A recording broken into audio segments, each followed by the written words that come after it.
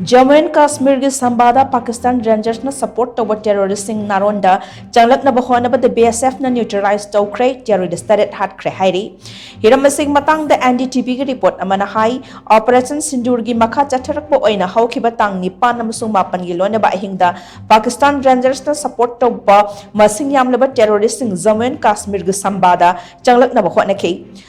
Thaurang adu India ke surveillance ki grid na detect tauki terrorist singi thawong adu mai pak na bagidam ka Pakistan Rangers na dandar poster leiba personal sing na mateng pibagalone na India ge mai kai de nong mai round kharasu kapsilakhi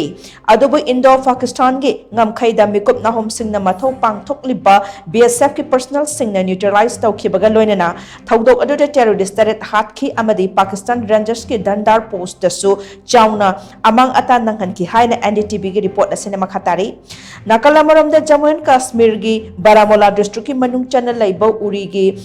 Gingal area da Pakistan gi land business cell ke lepta na kapsilak padagi mafam adugi miyam saphagadama mafam da chenaba hokre hairi India amasung Pakistan ani gi marakta khut thana bagi changwang khalak paga iroina na Union Territory ama oiriba Chandigarh danga se yukpung mapan makhairom taba duaida air raid siren khongduna miyam checksina leinaba khangan khrai Pakistan na Nongthak attack satharakpa yabagi warning ama mafam aduda laiba air force station na Changlakpadagi air raid siren adu pikhibani Chandigarh gi miyam yumdagi mapan thoktana su deputy commissioner na Hatkhre HAIRI